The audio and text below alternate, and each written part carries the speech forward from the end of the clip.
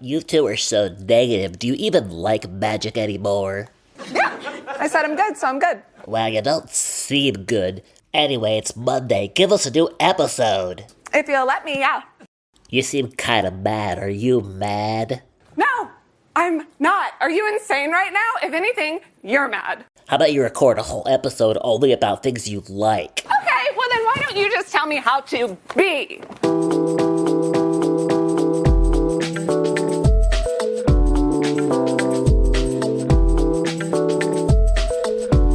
All right, you said you ready? Yes. Great. It's time for a very positive episode of Lucky Paper Radio with me, Andy, and my co-host who's here with me all the time, Anthony, a very positive guy, Maddox. So a positive episode in 2025? How are we gonna manage that? It's simple. We just saved. We're gonna talk about the positive stuff. This show is very positive. Is that true? It is. It's a very positive show. You're just gonna manifest that? Will it into being? I think it is a very positive show. I listen to other magic stuff, and it's just rife with complaining. And we observe things we don't like, but I don't think we dwell on them for the most part. Try not to. And so for this episode, we are going to talk about our favorite cards from the year 2024. I think some of our naysayers might be surprised to hear we have favorite cards in 2024 because they think that, we just hate all these new cards so much. But I actually made a very long list and had a hard time cutting it down to 10. I might be among them, but you gave me this homework and I did find 10 cards. Did you really struggle to find 10 cards? No, I didn't. I made a short list. I found a tidy 15. I made a short list of 38. And then had to cut it down to 10. But my first draft of cards that I liked a lot and was willing to talk about was 38. That's a healthy chunk of cards. Yeah. I mean, it's not a whole commander deck, but that's okay.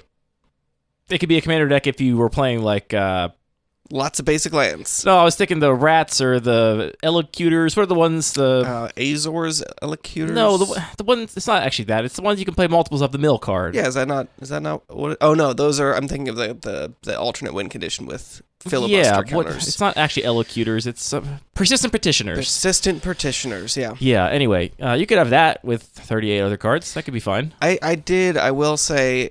I feel like I read pretty much, well, I think I read pretty much every card printed in a main set last year, because we do this podcast, we do reviews of sets, and so I went and just did a little Scryfall search, pulled up, what is it, like Foundations, Murder's Art, Karlov Manor, Bloomborough, and Outlaws of Thungsu Junction, and Outlaws, Modern Horizons 3. And yeah, that's so many sets. Yeah. And there were so many cards where I was like, I guess I read this card before, but I don't have any recollection of this at all. It was a lot of cards. It's like 14,000 cards just from those mainline sets. No, it's not.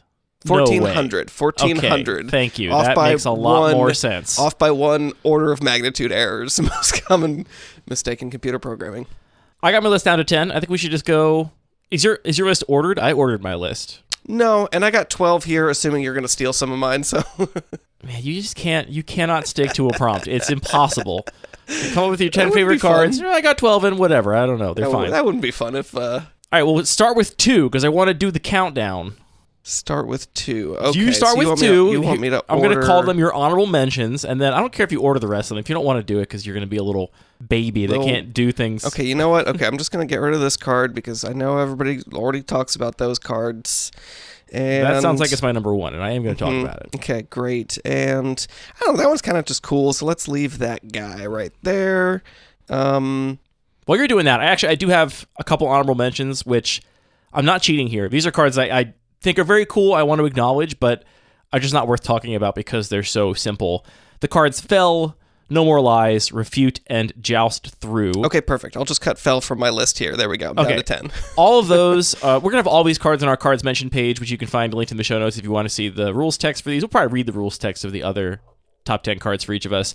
Those are cards that are all awesome. I love those cards, but they're so simple. There's not a whole lot to talk about there. So those are my honorable mentions, are those 4. I mean, I think the simplicity is what I think is so compelling about them and what makes them great cards. I mean, Fell is just 1 and a black, sorcery, destroy target creature.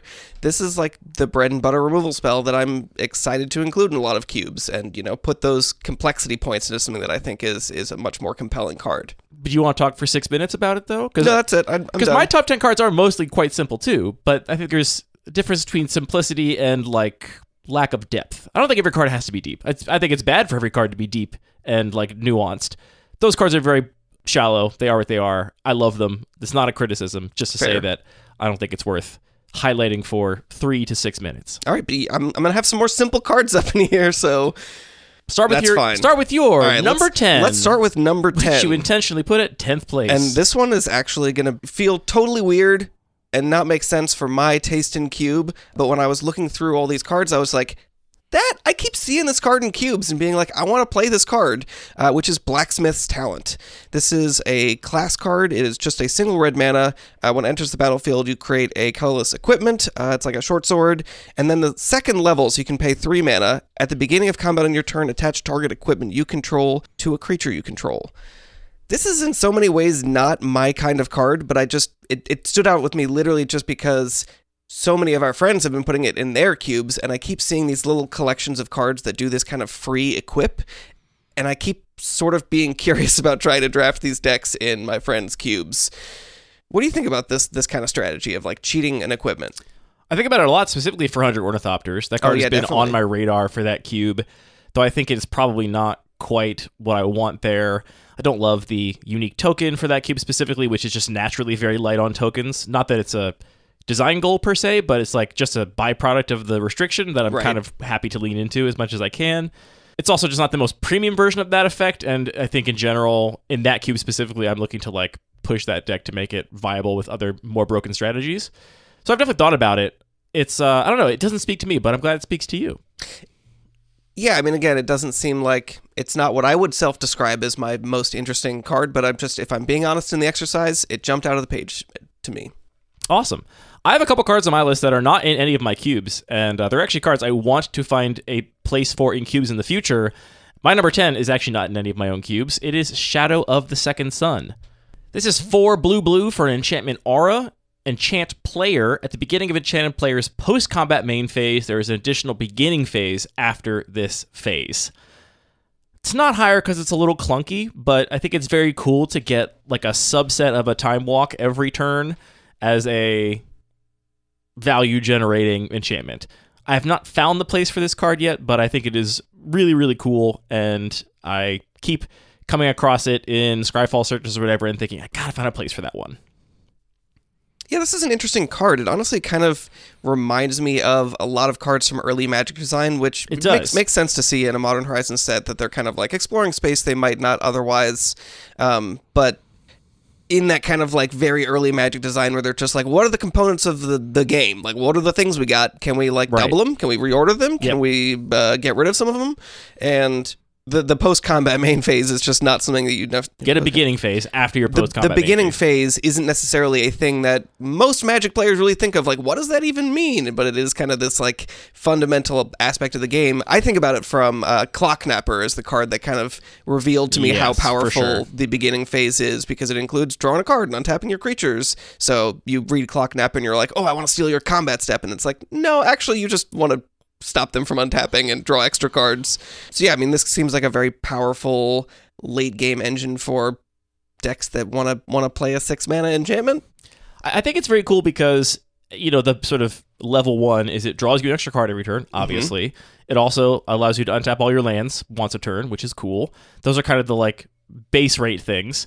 It also then untaps all your creatures, so they get pseudo-vigilance, which is kind of cool, or you get double activations of their activated abilities. It also gives you 2 upkeeps, which is cool. It doesn't tick up your sagas, right? Actually, they've had so many more things that trigger at the beginning of first main phase. It does not tick up sagas, because, anything that triggers after you draw, is going to be first main phase, and that's not going to double. And that is, honestly, the sort of clunkiness of the wording is it's the one thing I don't love about it. I think that if this were from Alpha, it would be written very simply. It would be like, take the first half of your turn again, or something. Sure. It would be worded very, like, sort of plainly. But the fact you also get an extra upkeep, I think, gives a really cool build-around potential, too. Like, the base rate is fine. You get to untap lands, draw cards. The, like, ceiling could be really, really high if you just get to do all the stuff that your deck cares about multiple times.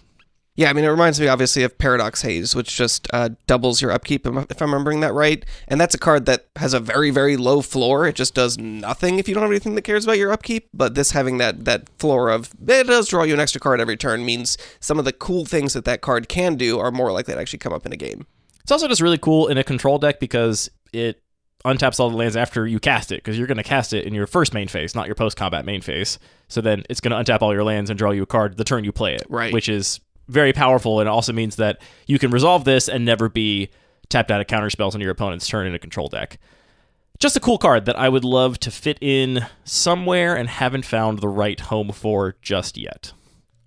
What's your number 9 favorite card from 2024? So this card is in my Turbo Cube, so just to give a little bit of context, this is my cube where all spells and activated abilities cost 2 generic mana less, and this is Glaring Fleshraker from Modern Horizons. 2 and a Wingding, 2 and a colorless. Not generic. Whenever you cast a colorless Eldrazi spell, create a 0/1 colorless Eldrazi spawn with sacrifice it to add colorless, and whenever a colorless creature enters the battlefield under your control, Glaring Fleshraker deals 1 damage to each opponent. It's also a 2/2 Eldrazi drone. This is a card I put in the Turbo Cube skeptically, because there are not a ton of ways to actually generate colorless mana there, because you can't really use it in a lot of other ways. But this jumped out to me because people had a lot of success playing with this a couple weeks ago at Vertex Philadelphia, and it was fun to see people actually sort of go out of their way and stretch to make colorless mana, which I think adds just a little bit more depth and texture to what a deck in the Turbo Cube looks like. So I'm specifically curious about this because it has me thinking about if I want to push a colorless theme even a little bit further, and if that might also sort of bridge into the idea of a ramp deck in this cube, which is kind of a funny idea I've been trying to kind of make work, but not with a ton of specific effort there yet. Are you aware that this is currently like a huge menace in Legacy? No, I had no idea. Definitely not as much as the big problem card, as I understand it, is Sowing Mycospawn, which is one of the green Eldrazi from Modern Horizons that basically has Kicker. It turns it to Reap and Sow. You get to get a land out of your deck and you get to destroy an opponent's land. Sure, yeah. And ramping that out with a bunch of soul lands basically in Legacy is becoming quite strong, because I believe it's also a cast trigger if you kick it, so they don't even get to interact with the fact that you kick the thing. Anyway, this card is seeing play in the Legacy Eldrazi deck that everyone wants cards banned from, so it is a known card right now, and I think it's very cute that you only know it from the Turbo Cube. Yeah, whatever. This is how I'm engaging with Magic these days. No, I genuinely think it's very cool that this card means something totally different to you than it means to everybody else that knows it by name, probably. What's your number 9? My number 9 card is another one I have not found a cube for yet. I would be jamming this in the Bun Magic Cube if not for one specific card interaction, which I'll talk about. And I actually wonder if you have considered this for the Turbo Cube. It's from Modern Horizons Commander, and it's Talon Gates of Madara. It's a land gate. When Talon Gates of Madara enters the battlefield, up to 1 target creature phases out. It has tap to add a colorless, 1 tap, add mana of any color, and an activated ability, pay 4, put Talon Gates of Madara from your hand onto the battlefield. I think this is such a cool little tech land for all kinds of different types of decks.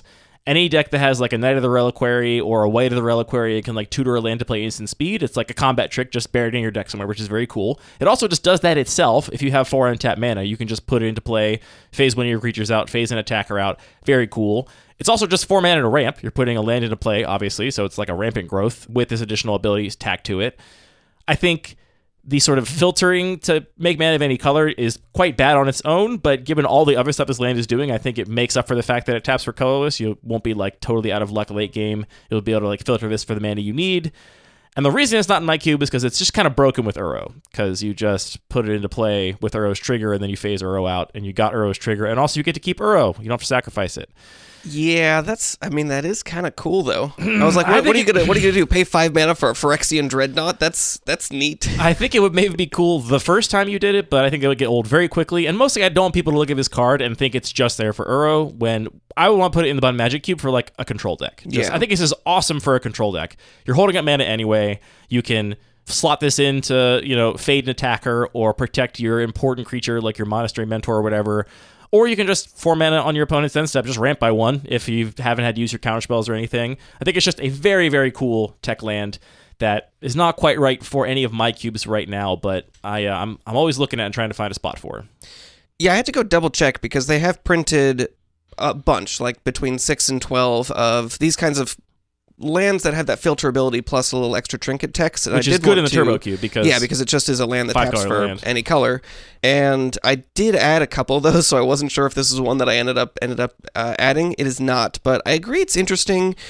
It is just like a lot to process, which I think makes it like the idea of having anything with phasing in the Turbo Cube is just like, this is another very adjacent complex thing, but it could be interesting. I mean, I'm wondering. I feel like it's the cube where you should be on board for recontextualizing cards and a lot of complexity, but maybe that's just me.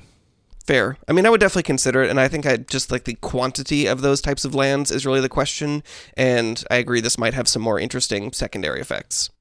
I can't imagine there's another one with cooler secondary effects than this one. Whether you want the complexity or not is another question, but just 2 mana to phase something out? Very cool. I'm in the editing booth and just want to point out that it is kind of more like 1 mana to phase something out because you do get 1 of that mana back from Talon Gates and Madara itself because it does come in untapped. Which of course means that in a non-turbo cube, it's kind of like 3 mana, not 4 mana.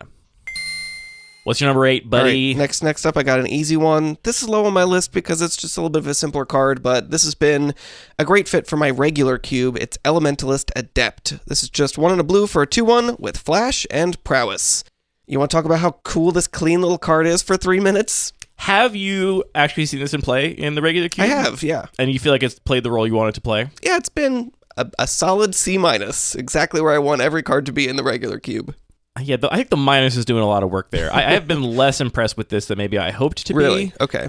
The 1 toughness and prowess is so much worse than like a 2 toughness and prowess, like comparing this to like Monastery Swiftspear. It is not the same card, but sure. even at 2 mana, Monastery Swiftspear might still be better, which is the thing that maybe is not intuitive for people. Like, I think the 2/1 stat line is just worse on a creature with prowess than the 1/2 stat line. It just makes the threat of activation for blocking so much more relevant. Right, like they can just throw a 2/2 in front of this, and it's like, yeah, you can trigger prowess once. If you can trigger it twice, I guess, good for you, but it's so much easier to trade with this in combat, which is not true of the Swiftspear. Like, you need to have 3 power before you can threaten to eat a Swiftspear or trade with a Swiftspear in combat, which is just a lot harder to do. So, yeah, I feel like I had high hopes for it as a clean card that would fill a role, and I had it for a little while in my Sacred Geometry cube, and that cube does not exist in paper. I have not played any matches of it yet, but just in goldfishing some decks and like drafts, it felt significantly under where I wanted even bad cards to be in that cube. Sure. I think there's also that sort of interplay between how good is it as an aggressive prowess threat versus a sort of fallback plan if you're trying to keep up counter spells or things with the flash.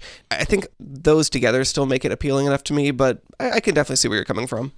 Yeah, honestly, one of its best use cases is probably like flash it in when you have no blockers and kill your opponent's good X2 they're attacking you with. Like, sure. That's probably its best case scenario. Best average case scenario. Obviously, you could imagine situations where it's C- case scenario. Yeah. My number 8 is the only card on my list that has a new mechanic from the last year on it. Just double checking. Yeah. And it's Forsaken Miner. This is 1 black mana for a 2/2 creature skeleton rogue. Forsaken Miner can't block, and whenever you commit a crime, you may pay black. If you do, return Forsaken Miner from your graveyard to the battlefield. I overlooked this one during Modern Horizons spoiler season because it read to me like one of the many interchangeable, self-recurring black 1-drops we've had over the years, and I used to have probably every iteration of those in the Bun Magic Cube at one time or another. I had them all in there, and they all eventually came out. I eventually decided years ago that I was like not really going to support mono black as an aggro deck. If black was going to be in your aggro deck, it was going to be the complementary color, and I cut most of the like dedicated aggro cards from black and instead went deep on the support cards in that color, which felt like a more natural way for that to work. Having played with this card and against it in a couple of cubes now, and since added to the Bun Magic Cube, I don't actually think it is. I mean, it does fill that role. If you do have, a black aggressive deck, it certainly meets the conditions and is an aggressive 1-drop that can recur itself, which is cool. I also think this is perfectly fine in a mid-range deck, kind of great in a control deck. The thing that is funny is like you think a 1-mana 2/2 that can't block. I obviously that want doesn't sound good for a control deck. You think you want that only in your aggressive deck exclusively, but if you just reworded this as like, if you draw this card, pretend you have an emblem that says whenever you commit a crime, you get to make a 2/2 token that gets like a zombie with Decayed, a 2/2 zombie with Decayed. That is like a huge value generating thing over time, and it just means that this thing is like basically impossible to block because unless they have like a 3/3 that has a free block on it, you're just going to get it back. And so they're never going to want to trade any resources for this thing in combat. It's trivially easy to bring back. You can do it instant speed, which is awesome for the control decks. The control decks are chock-a-block full of things that commit crimes, and it just is this really great little, like, it's a win condition for a control deck, genuinely. Now, it doesn't block. I mean, but not every card has to block, right? It's just a way to, like, threaten your opponent and, like, put power and toughness into play they have to deal with on defense that you could just keep recurring over and over again. And it's so hard you have to have graveyard interaction, basically, or exile removal to interact with it. And at the point that they're exiling your one drop, you feel very good about yourself.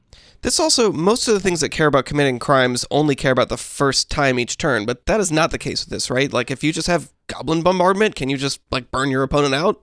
I don't see why not. I have not put it in a cube with Goblin Bombardment, but It seems more like a combo card than anything else to me.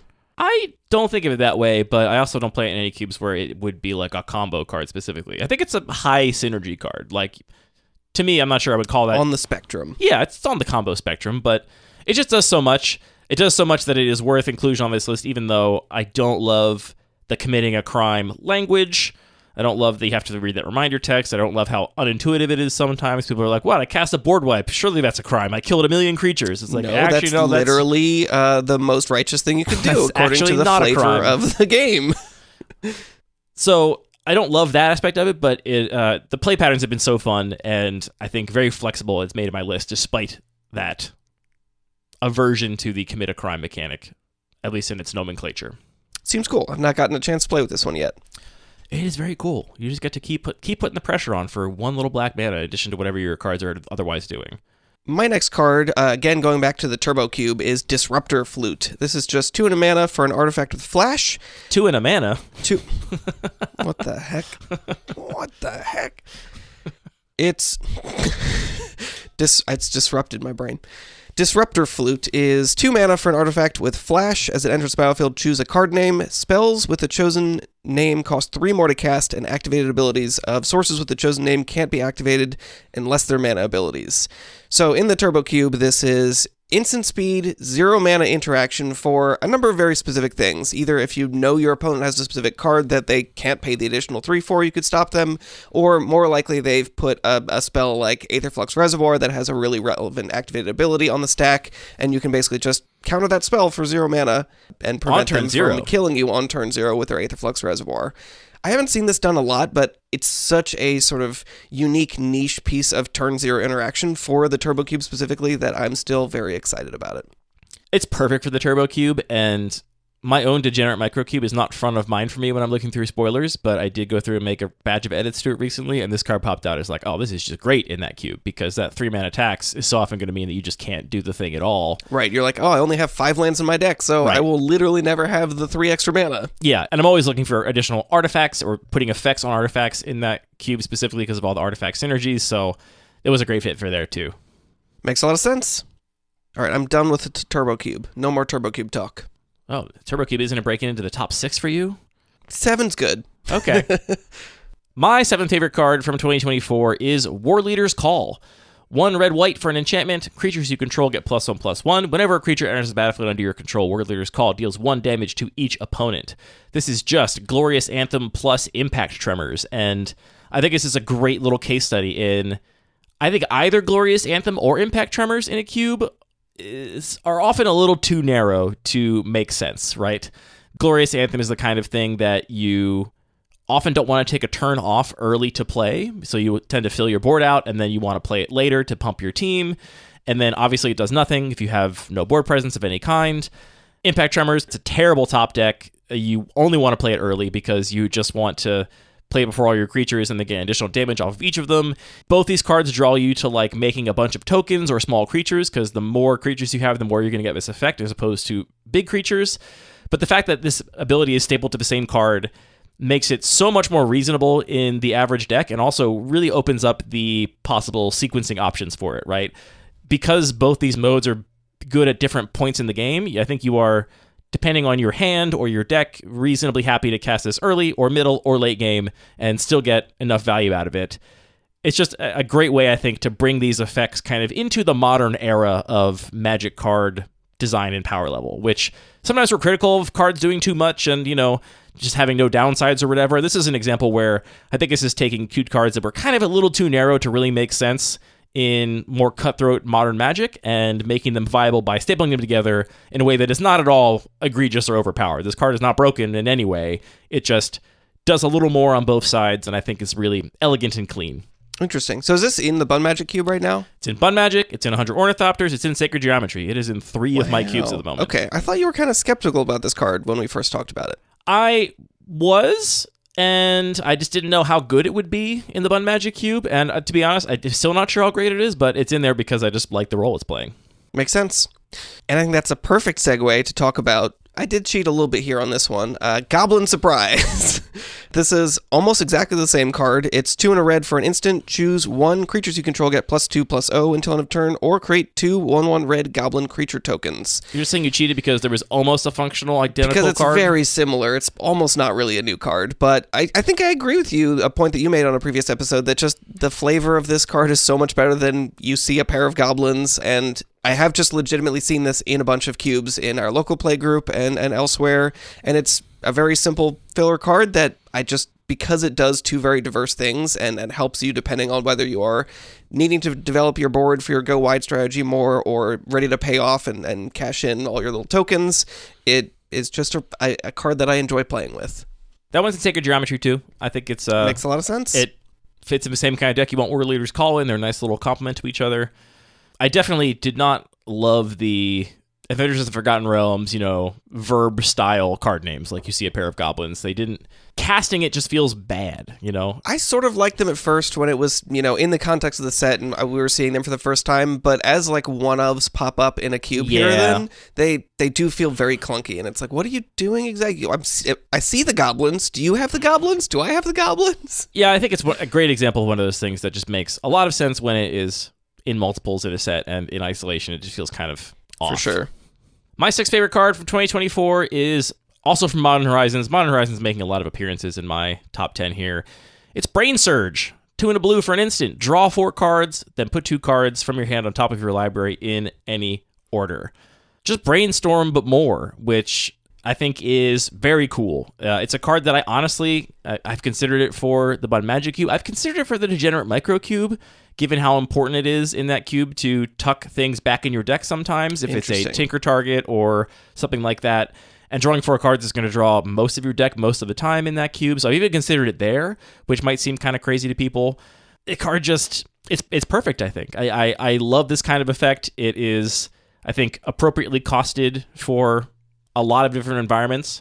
It's the kind of effect that scales very well with power level, and you combine it with a shuffle effect, obviously, and you're just having a great time. Your whole hand is different now. You just basically, cycle through your entire hand and made it whatever you wanted it to be. Drawing 4 cards is so many. It's great. It's difficult for me to evaluate this card just because 3 mana is so much in high-powered formats, but the power to stack your deck and obviously like the callback to Brainstorm is very compelling.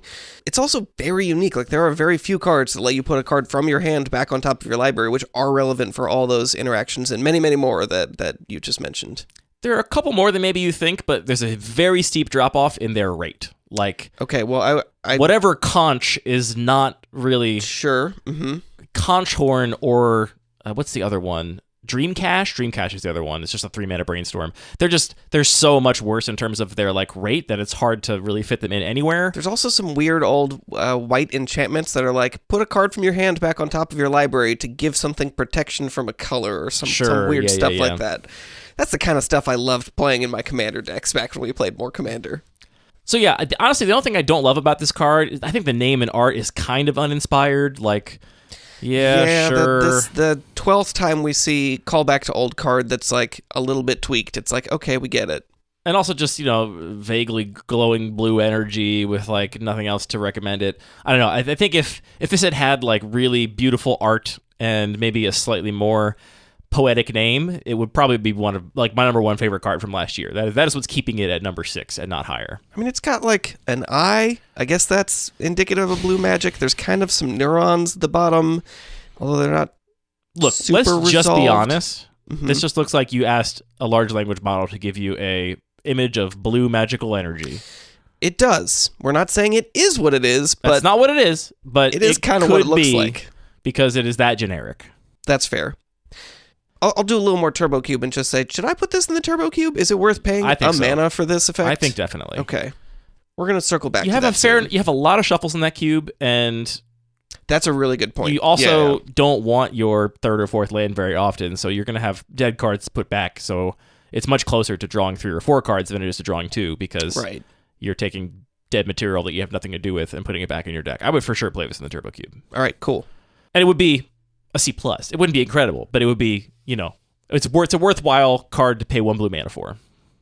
Breaking into the top 5, here comes Anthony Maddox with his 5th most favorite card from 2024. Okay, I might just be motivated from having a good time playing with this again at Vertex Philadelphia. Time playing with this at Vertex Philadelphia. But lots of people love Searslicer Goblin. I thought that was going to be air horns for sure. It's 1 and a red for a Goblin Warrior. It's a 2/1 and it has Raid at the beginning of your end step. If you attack this turn, create a 1/1 red Goblin creature token. I love the simplicity of this card. I love Raid as a mechanic in that it forces you to attack. It potentially sets up like weird sequencing where you attack with something your opponent might not think you would want to, and then you cast the second main phase and you get the delicious payoff, a 1/1 token, one of my favorite things to do in Magic the Gathering. What's not to like about this card? Nothing. It's my number 3. I love this card. It's our first overlap, at least, in our top 10 cards from last year, and I co-sign what you said 100%. I will also add that I think this card really elegantly also scales with power level of the environment. For sure. If you have a lower power cube, then the rate is not that impressive because things are going to be a little slower. You're less likely to get your opponent dead very quickly.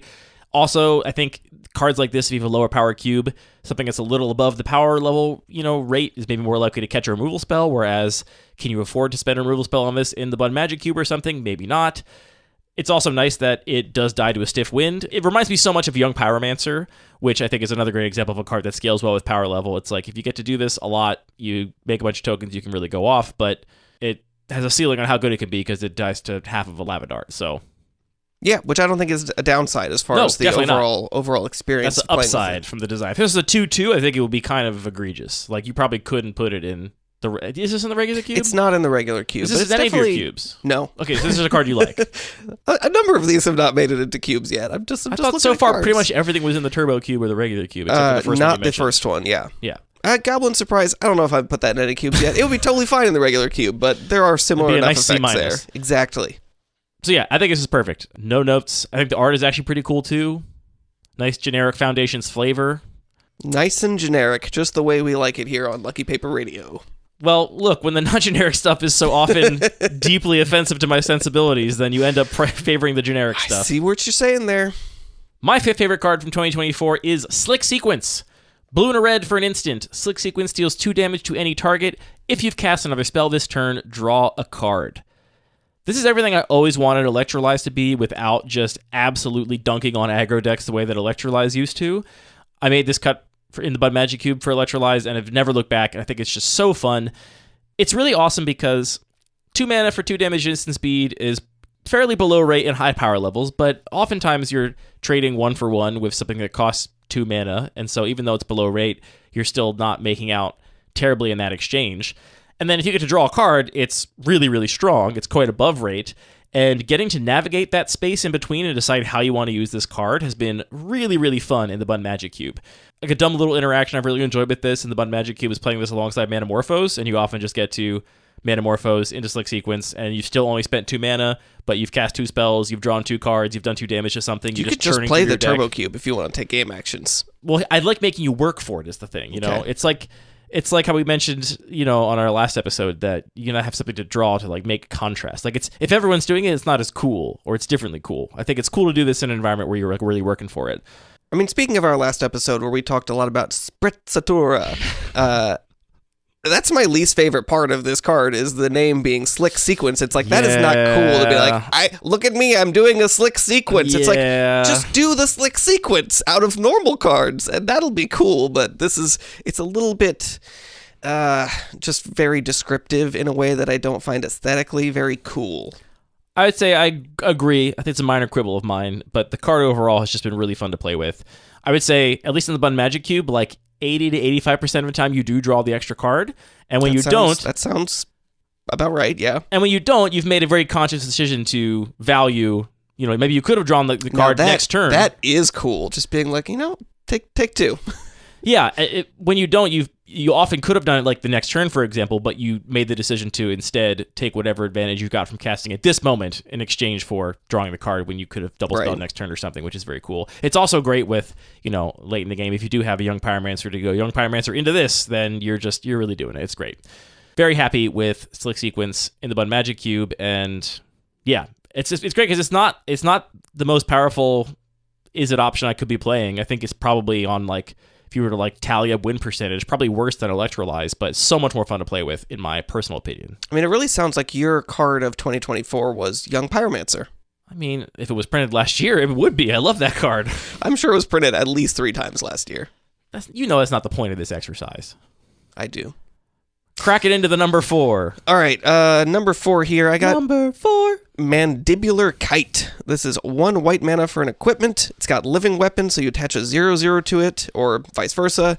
And equipped creature gets +1/+1 and has flying, and also equipped for 4. This is, unsurprisingly, my kind of card. It's just a 1/1 flyer for 1 mana that has a little late game relevance, and the fact that it actually gives something flying is really, really meaningful. I just want to compare this to Barbed Spike, which I always get confused about the equipment not actually granting flying, but here you can end up paying that 4 mana to give one of your 4/4s flying, and that can really turn a game around in a cube like the regular cube. It's a good regular cube card when it actually bores me to read it or have you read it. This one is so boring. Is it really, your affection for it is this high? It gets your blood flowing? No. You just put it as your number 4 most favorite card from 2024. Well, I had to pick something. I'm excited for us to talk more about my Sacred Geometry Cube, because in a lot of ways I feel like I just made the Bud Magic Cube and the regular cube have a baby. Sure. I basically, I honestly feel like you kind of left the door open where it's what if we took the regular cube and we just accepted that it was okay to play Lightning Bolt and Counterspell and Swords to Plowshares in it and Snapcaster Mage, and we cut Mandibular Kite and whatever, the cards that inspire no joy. Lots of people are out there saying Mandibular Kite is cool. If you think Mandibular Kite is cool, write in. That's all you need to say. My 4th favorite card from last year is one that totally went under the radar for me during spoiler season, and is a card that I think is just one of the coolest cards printed from last year that I'm excited to squeeze into more cube projects. It is Proft's Eidetic Memory. 1 and a blue for a legendary enchantment. When it enters the battlefield, you draw a card. You have no maximum hand size, and at the beginning of combat on your turn, if you've drawn more than 1 card this turn, put X +1/+1 counters in target creature you control, where X is the number of cards you've drawn this turn -1. Reading it out loud, it sounds a little clunky, but it plays very elegantly, I think, in that the base rate is draw a card, put a +1/+1 counter on something for 1 and a blue, and then it really rewards both just regular, Xerox theory, kind of churn through your deck with cantrips stuff, as well as also seamlessly moving into a combo card. I've seen people in the 100 Ornithopters cube, play this into Wheel of Fortune and then just put 8 +1/+1 counters in one of the Ornithopters and smash, which is just very cool. I got to be on the wrong end of that just last week. It's a great example of I love blue. I love blue cards. This is not a hot take amongst most cube designers, I think. And rarely do you get cards that are really designed to close out the game in blue, and it's in a way that feels blue, right? I mean, I think maybe big flyers kind of fits into this category, but if your cube is not amenable to big body flyers, then it's really cool that this card turns what blue decks often want to be doing anyway into a little sneaky win condition in lots of different kinds of decks. And the fact that it is so elegant to play both kind of fairly if you're just doing, a couple of cantrips, you have a couple of cycling cards in your deck, or to make more of a combo thing with wheels or whatever is just, I think it's really, really beautiful, and it's been so fun to play with. Very good with Brainsurge. So good with Brainsurge, so good with Brainstorm. It's a really fun card. The more cards that say brain in your deck, the better this card is going to be. Mm-hmm. Brain Geyser. Very good with this card. Mm-hmm. It's even a sorcery, so you gotta do it on your main phase. All right, my number 3 is Glyph Elemental. This is 1 and a white for a 2/2 enchantment creature. It's got Bestow for 1 and a white, so that means you can cast it as an enchantment, enchanting one of your creatures. It has landfall. Whenever land enters the battlefield under your control, put a 1/1 counter on Glyph Elemental. Enchanted creature gets +1/+1 for each +1/+1 counter on Glyph Elemental. Is this in the regular cube? This is not in the regular cube, specifically because I think it's a little bit overpowered, but I've had a good time playing with it in other contexts. And honestly, I'm kind of on the fence because it just does so much stuff that the regular cube is all about. It's got counters, it's got landfall, it's got targeting your own creatures, so maybe I should just give it a try. I was so impressed with this card in terms of its power level in other cubes I've played it in this year. I'm probably going to add a copy to the Magic Cube, to be honest, just because I think it'll be reasonable. With double sets of fetches, I think it is quite strong. The thing that I think is easy to miss about this, if you're not really thinking hard about all the words on the card and you're not familiar with Theros block, the fact that the Bestow is the exact same cost as the front mana cost of the creature. Usually Bestow is so much more mana than the casting cost of the creature itself, because to remind people of how Bestow works, you cast it enchanting a creature you control. If they remove the target in response to you attempting to bestow it, it just resolves as a creature, so it's low risk. They're not really risking anything by targeting a creature with it. And also, if your creature dies from a board wipe or whatever, then you just get the bestowed creature. It's just like a 2-for-1. So bestowing this is so strong. We play so many cubes, it's gonna escape me. I was playing a cube where like this was not the thing to be doing. It wasn't like on theme. It was just kind of there, and it was not what my deck was trying to do, and I didn't have any fetch lands, and this card still just absolutely carried. Just bestowing it on something. Yeah, you're like, oh, this is an enchantment that gives my creature +2/+2, but then if you kill my creature that's big, so you have to kill it, now I have a 4/4. Right. It's, yeah, you're talking me out of it. But I think it would be really, really strong in a regular cube. I mean, again, we've said it many times. I think a big part of cube design is choosing your power outliers and having them be the kinds of things you want to be power outliers. Absolutely, yeah. And so if this is very much on theme and you want to be something that pulls people into white, I think it would play that role in that cube for sure. And I think it would be quite strong in the Bun Magic cube, but I'm probably going to slot it in when then I make the next set of updates because it has been really impressive. That was my list of 38 cards. I didn't make my top 10. I'm surprised we haven't had more overlap. Me too. I might have been a little bit deliberate in some cards. Like, we're going to talk about that. Which ones did you know I was going to bring up? Well, I think that the biggest one we haven't gotten to yet. Well, yeah, you could definitely guess my number one. Okay. I'm sure most listeners could guess my number one. We already covered my number 3, though. The only overlap so far, which was Searslicer Goblin. So we're on to your number 2. My number 2 is Mischievous Mystic. This is 1 on a blue for a 2/1 human wizard with flying. Whenever you draw your second card each turn, create a 1/1 blue fairy creature token with flying. This is kind of the payoff for drawing extra cards that I feel like I've wanted for the regular cube for a while. Just making a bunch of little flying tokens is, as I mentioned, with goblins. It's a lot of fun for me. If anything, it might be a little bit overpowered. It's really strong, I think. The thing thing that I think kind of balances it is that it is only the second card, so it's not like you're going to play this and then cast 3 cantrips and make a whole bunch of things, which you can do with something like Murmuring Mystic. And it's only a 2/1. You can Lava Dart it or do some other divided damage spell, so I think it is a card that makes blue a little bit more appealing in that environment. Yeah, I think it's really strong in the regular cube, but very cool, and I'm excited to get to play with it. I haven't gotten to cast it myself yet. That would be in Sacred Geometry if not for the unique token, if it made spirits or something, which wouldn't make any sense flavorfully. But if it did... birds? Well, I don't have any birds either. You have to What's your blue? Do you have 1 per color currently? I have at least 1 per color. White has 2. It has soldiers and spirits. And green actually maybe has none right now. I have not found a good token for green. Sapperlings screaming. You say that, but like, go look up list your like top 6 best Sapperling token making cards you think are like your favorite to cast. Okay, Thalid. Do you really like the play patterns of Thalid? Sure, yeah. You like putting like meaningless counters on the thing and then taking meaningless. I mean, Psychotrope Thalid, Utopia Mycon, Sporoloth Ancient, Slimefoot. Can I name Slimefoot is the first one you named that I think actually has good and interesting play patterns, personally. That's why I'm off it, because the actual Thalids... Right now, the only counters in the cube are Pulse and Puzzle counters. Deathspore Thalid. Look, that's a strong one, but anyway, I don't think Sapperlings is the right Aether Mutation. The card, honestly, I've considered making the token Elephants literally just for Call of the Herd, and having no other cards that make any tokens. It feels kind of silly, because then it's like... it's still kind of a unique token. It's the spirit of, or that's the letter of the law, not the spirit of the law there. Yeah, and it's tough because there are some cards I really like that make wolves, some cards I really like that make bears, some cards I really like that make elephants, but there's not one that really connects it all and brings it all together. So, all right, my number 2 card You might roll your eyes. Listeners might roll their eyes, but hear me out. It's Psychic Frog. Psychic Frog. Psychic Frog. Psychic Frog, blue and a black. How do I roll my eyes audibly? For a creature, just squish, squish, squish. Gross. Blue and a black Like for a when creature. you're going to juice a lemon and you just give it a little squish on the table first. Precisely that.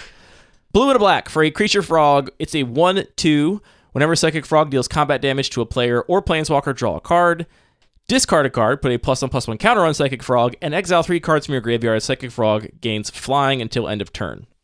This one has become a groaner for a lot of people because it was broken in Legacy and has since been banned. And I think that's pretty much the only reason. That's it. I don't think it's playable in Modern, interestingly. I have not seen it pop up in Modern at all. It's just funny when those cards, like... That's bizarre. Is it just because it was used with Reanimator specifically in Legacy? I think it's just that when you get to pair this with Daze and Force of Will, it goes through the roof. And when you're playing Modern, you don't have Force of Will sort of keeping all the decks in check. A like fair creature is not good enough. Like interesting.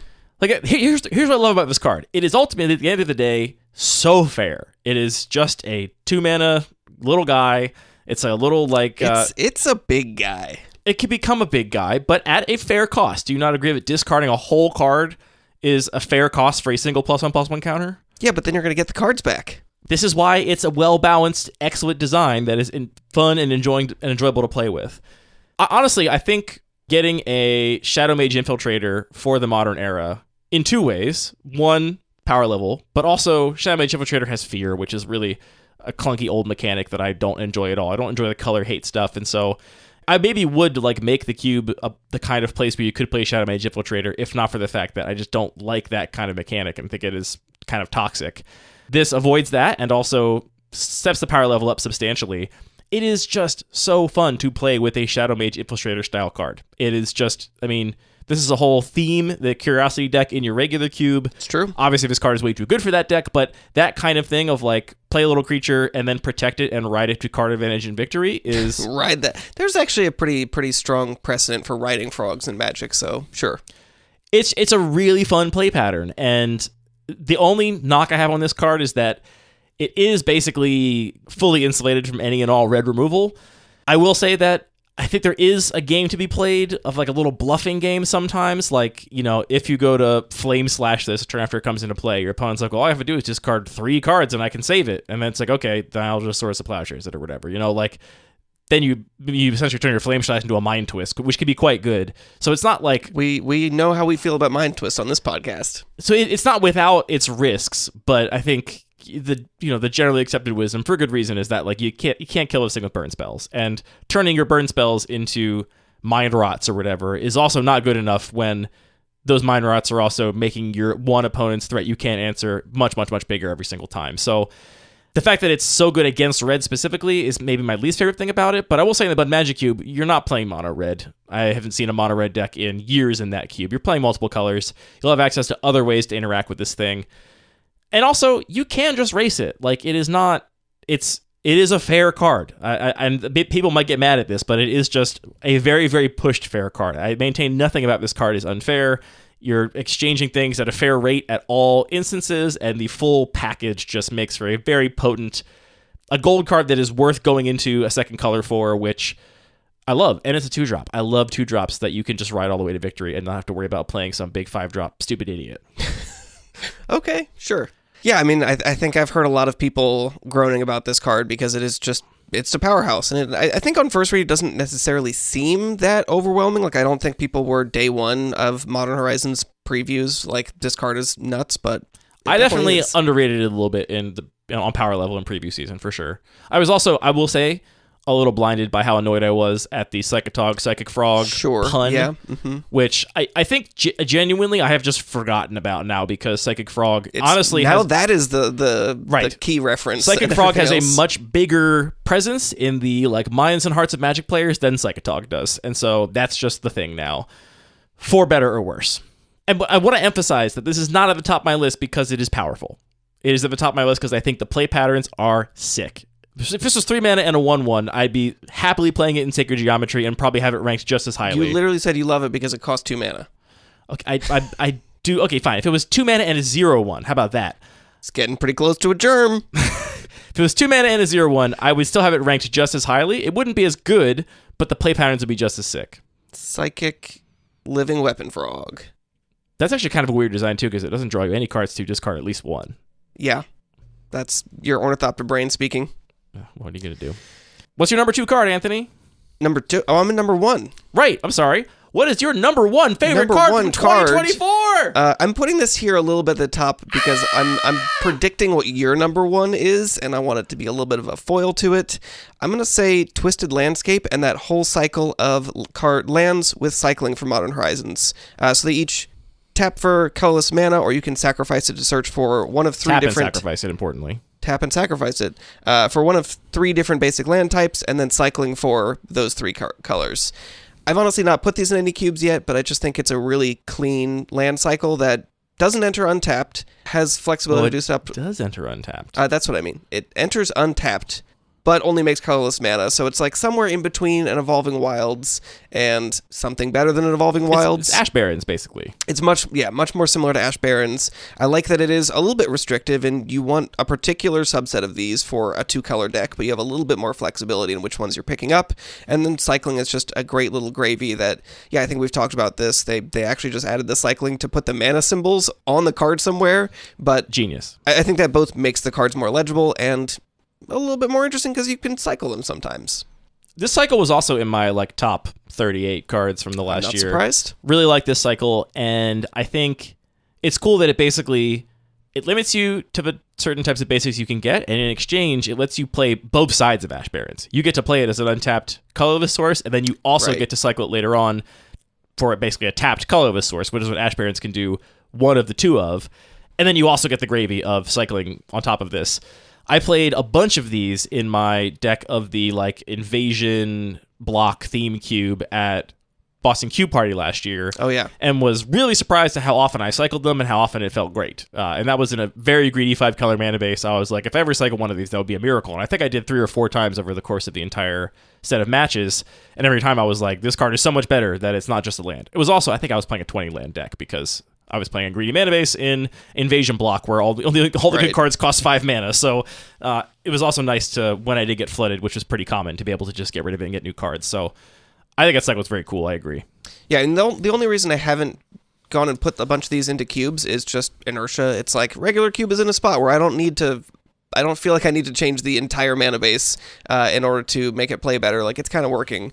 But I think that for future cube projects, this is likely going to be what I'm going to reach for to start with.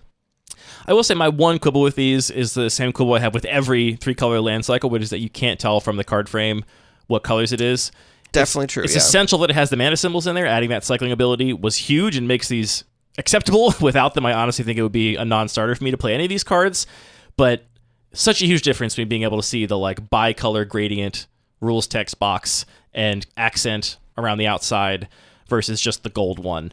But what do you get? I'm sure they've tried a 3-color fade and it looks bad, is my guess. So what's your number 1 card? Or is it also a cycle? Look, no one's surprised. My number 1 cards from last year are the Surveil lands. Oh, what? I mean, I think these are everybody's number 1 cards. We did our 2024 Cuban review article, and basically everybody chose the Surveil lands as their favorite cards from the past year. They have shown up in basically every constructed format. Literally every constructed format they're legal in as, role players, and just proven to be sort of the perfect balance where you've gotten people to play tapped fetchables in Legacy just because you play one of, and then whenever you don't need your mana, you can go get it. It's rare that you actually draw it when you need something else because there's only one in your deck. And I also want to put this here because I want to take a little moment just to pat myself on the back, because I think I called pretty well during spoiler season how these cards would actually play. Everybody, at least in the cube world, was comparing them to temples and being like, well, whatever, it's a little better than a temple, I guess, because Surveil's better than Scry. And that's where I was, because I was like, I love temples, and these are a little bit better because you can put stuff in the graveyard sometimes. But I believe I correctly said that the fact that you would be able to fetch these at will meant that you would basically get a huge benefit off of your tapped land when you didn't need the mana, where the previous benefit, if you just had shocks, was just not losing 2 life. And because you didn't have to just draw it naturally, which you always have to do with temples, that combination of a good enter the battlefield ability. And Surveil is, I don't know, 1.5 times, it's 150% as good as Scry. It's a lot better than Scry. It's noticeably better than Scry. And This being fetchable just like changes everything. So it's actually pushed me to cut one of the cycles of Shocklands from the Bun Magic Cube, which is something I thought I would probably never do. I used to have 3 full cycles. Now I just have 2 because I started on a couple of the Surveil lands because I knew I wanted some of them, but I didn't know if I wanted the full cycle. And then after a couple of drafts, I was like, yeah, I should have a full cycle in here. It just makes a lot of sense. And every cube I have designed since has had the full cycle of Surveil lands, and I imagine they will be staples of many, many, many cubes to come. Just perfect little game pieces.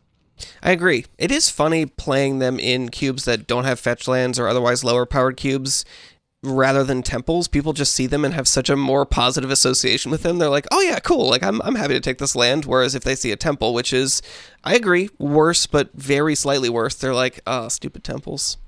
All you have to do is give the temples an enchantment type line. Ooh, and indestructible, please. Please don't make my lands disenchantable. What would that break? It would break something somewhere. Some constructed format would be broken if you had enchantment lands. We got Urza Saga. Yeah. That's the one. Maybe it'd be fine. Who knows? Yeah, Surveil lands are just perfect. I don't know what to say. Beautiful, great cards from last year. My final sort of closing comment, though, is I did go through all of the sets, and because it was my favorite cards, I was very easily able to skip Fallout and Ravnica Clue Edition, where I knew that none of those cards were going to appeal to me for various reasons. Do not write in about Carnage Interpreter. I do not care. I'm glad you like it. Not for me. But I went through all the sets that I knew would have cards I would care about in them, and I was surprised to see that Murders at Karloff Manor I had 7, Outlaws of Thunder Junction I had 5, 15 from Modern Horizons 3, only 3 from Bloomburrow, 0 from Duskmourn. Not a single Duskmourn card broke into even my, I'm willing to talk about this card on a podcast list. And at the end of the day, as much as I love the design of Foundations, only 5 cards from Foundations actually made my list of, potential top cards. So, Modern Horizons continues to reign supreme, at least for me, in terms of delivering sick cards for Cube. Yeah, it gives the designers a lot more flexibility to explore space that they're much more constrained in typical sets, so it's not totally surprising to see that. It's also just interesting letting the sort of dust settle. Like a lot of the cards I ended up thinking were cool from Murders at Karloff Manor, I maybe looked over a little bit during Explorer Season. Things like Proft's Eidetic Memory, Warleader's Call I thought was cool, but I didn't think was going to be cool enough to see play in my cubes. But it ended up being awesome, and I think there were cards definitely during Bloomburrow Spoiler Season and Duskmourn Spoiler Season I was optimistic about that just ended up not doing it for me. So, meanwhile, Glyph Elemental, Retrofitted Transmogrant, Spymaster's Vault was my 11th card that just edged out of the top 10 for me. Spymaster's Vault is so sick. But it's only top 10 cards, so I can't say any more about it. It's actually forbidden. There were a number of other monocolored lands. I guess this is part of a cycle from Modern Horizons that are pretty cool. That one has been the best one for me. My favorite thing people are doing with that one in the Ornithopter's Cube is playing it in decks with a bunch of ways to sacrifice cards and basically surveilling their entire remainder of their deck. I've seen it happen multiple times where people count their deck and go, I guess I'll surveil 17 times. That's how many cards I have left. And then they just basically attack you for 17. Well, they find whatever they want and then obviously get a huge Ornithopter they dump a bunch of counters onto. It's amazing how often that can happen. And it's really cool to me that card, kind of like Proft's Eidetic Memory, has very fair applications and very kind of broken combo applications and everything in between. Those kind of cards are so sick. And that's it for your very positive episode of Lucky Paper Radio, which is a normal episode of Lucky Paper Radio. This is normal. This is what we normally do. If we got any of the card text wrong in this episode, that was completely intentional to bait you for engagement. So if you leave that comment correcting us, we have already won, and don't let us win. You're better than that. All the music for this podcast is produced by DJ James Nasty. All the magic cards are produced by Wizards of the Coast. This podcast is produced by Thinking Really Hard About Magic Cards and speaking into microphones about it. Anthony, thank you for the gift of friendship and for the gift of Cube. Thank you. And thank you for your help building a Cube trophy for the salt box. Dude, all I want to do is tell everyone about this trophy, and it pains me that we have to wait. I don't know if I should 4 weeks, 3 weeks before we can reveal it. Should we keep it a surprise? It's also not our event, so yeah, I don't think it's up to us to say. I don't know what your agreement is with Max, but yeah. The agreement was I said I'm making a trophy. Is that okay? And he said okay. I think you should let Max decide if Max wants to reveal it early. Okay. I will. But let's just. I feel absolutely no ambiguity, and sorry to Christina who may be listening, or Greg I know is listening. Greg, send my apologies to Christina, but this is, bar none, the best Cube event trophy anybody has ever seen. That means a lot. It is incredible. I'm really happy. It's so delightful when you picture something in your head and then you try and make it and it comes out. You were so happy. Just you just kept walking around and holding it going, look. It's like, yeah, it came out great. It's really, really good. So yeah, if you're gonna be the salt box, some great typography on the front. Lettering, technically, it's not typography, but that was for engagement. I got you. I had my own little small role in it. I made the pins. The pins I think are also pretty cool. The pins are gonna be great. So looking forward to the salt box. Yeah.